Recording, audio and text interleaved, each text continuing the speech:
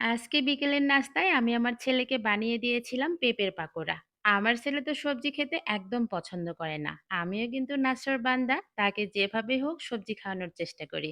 আপনাদের বাচ্চারা যদি সবজি খেতে না চায়, তাহলে একদিন এই রেসিপি ট্রাই করতে পারেন।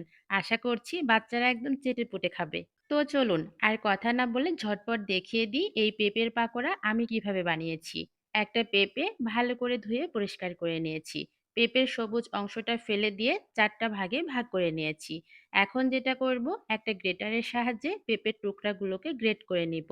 গ্রেটারের যে বড় ছিদ্রযুক্ত অংশটা আছে, এই পাশটা দিয়ে কিন্তু গ্রেট করে নিতে হবে।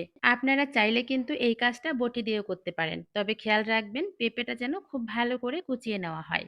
আমার পেঁপে কিন্তু ভালো করে গ্রেট করা হয়ে গিয়েছে।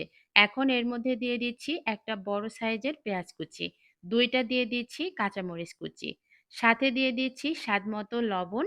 এরপর আমি এর মধ্যে দিয়ে দিচ্ছি হাফ চামচেরও কম ধনিয়া গুঁড়া, আর দিয়ে দিচ্ছি খুবই সামান্য মরিচের গুঁড়া। হাফ চামচ দিয়ে দিচ্ছি হলুদের গুঁড়া, আর ২ চামচ দিয়ে দিচ্ছি বেসন।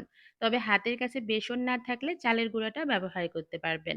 অল্প একটু রসুন বাটা আর জিরে বাটা দিয়ে এখন ভালো করে মাখিয়ে নিতে হবে। এর মধ্যে কিন্তু পানি ব্যবহার করার কোনো প্রয়োজন নেই। মাখাতে মাখাতেই কিন্তু পেঁপে খুব সুন্দরভাবে নরম হয়ে আসবে।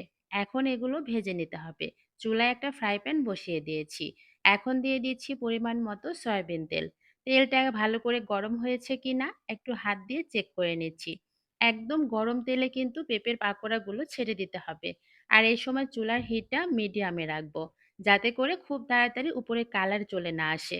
পেঁপে খাওয়া কিন্তু আমাদের শরীরের জন্য অনেক ভালো। আমাদের শরীর ঠান্ডা রাখে। তাই প্রতিদিনের খাবার তালিকায় অবশ্যই পেঁপে রাখবেন। পেঁপের পাকোড়াগুলো এক এক করে ছেড়ে দিলাম। এখন যেটা করব, কড়াইটা চারপাশে একটু এভাবে ঘুরিয়ে দিব, যাতে করে প্রত্যেকটা পাকোড়ার মধ্যে তেলটা ভালো করে প্রবেশ করতে পারে। এক পাশটা ভাজা হয়ে গিয়েছে, আমি একটা খুন্তির সাহায্যে উল্টিয়ে দিচ্ছি। এই পেঁপের পাকোড়াগুলো কিন্তু একটু কড়া করে ভাজি করলে খেতে বেশি ভালো লাগে। প্রথম পাশটা ভাজতে আমার এই মোটামুটি ৩ থেকে ৪ মিনিটের মতো সময় লেগেছে।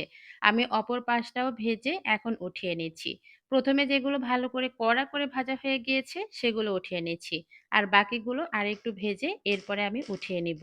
এরপর আমি আপনাদেরকে একটু দেখাবো পেঁপের পাকোড়াগুলো দেখতে ঠিক কেমন হয়েছে। এটা দেখতে যেমন লোভনীয় লাগছে না, খেতেও কিন্তু ভীষণ মজার। একদম অনেকটাই পেঁয়াজুর মতো খেতে। বাচ্চারা বুঝতেই পারবে না যে এটা কি খাচ্ছে। একটা পাকোড়া ভেঙে দেখাচ্ছি এটা দেখতে কেমন হয়েছে। উপরে একদম ক্রিস্পি আর ভেতরে কিন্তু একদম সফট হয়। তো বাসায় অবশ্যই একদিন এভাবে পাকোড়া বানিয়ে বাচ্চাদেরকে খাওয়াবেন। তো সবাই ভালো থাকবেন। আজকে চলে যাই। আল্লাহ হাফেজ।